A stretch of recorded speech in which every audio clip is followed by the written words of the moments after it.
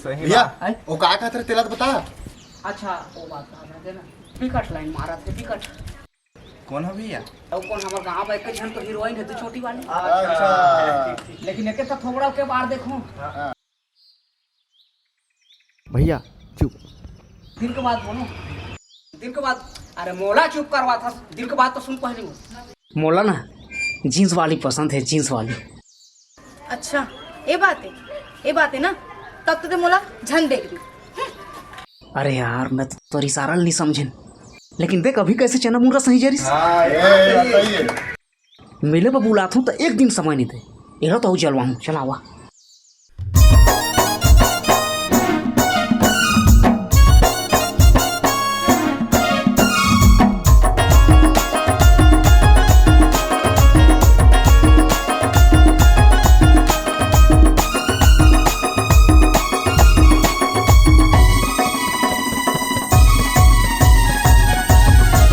मोला जीन्स वाली हवा रे पसंद टुरी, जेहा बिंदिया वाली नहीं कहले दे चुरी। मोला जीन्स वाली हवा रे पसंद टुरी, जेहा बिंदिया वाली नहीं कहले दे चुरी।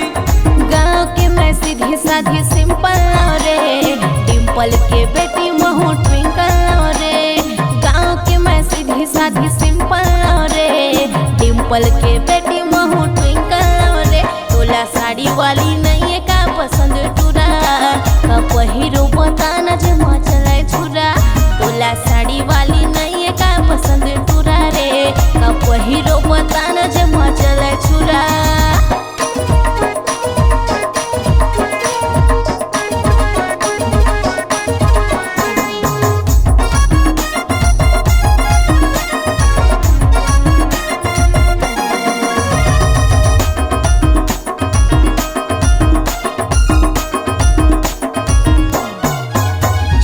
गोलवा गोलवा गाल वाली, घुंघरालू बाल वाली, हिरनिया सन चाल वाली, उम्र 16 साल वाली।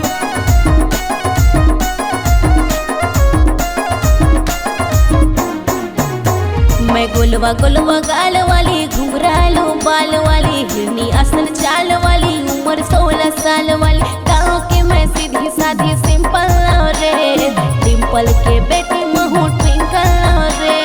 गाँव के मैं सीधी साधी सिंपल रे, डिम्पल के बेटी महू ट्विंकल रे। मोला जीन्स वाली हवा रे पसंद टुरी, जेहा बिंदिया वाली नहीं कहले दे चुरी। मोला जीन्स वाली हवा रे पसंद टुरी, जेहा बिंदिया वाली नहीं कहले दे चुरी।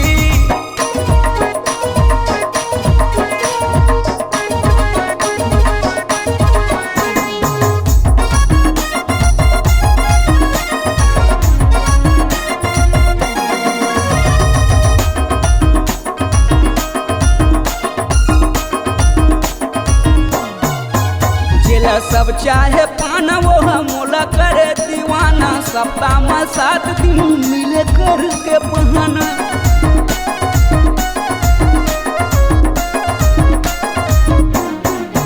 मोला सब चाहे पाना ते बन जा मोर दीवाना, सप्ताह में 7 दिन मिलबू करके बहाना। माया वाला सिग्नल देवा तेरे, दिलू लगे अरमा लेवा तेरे।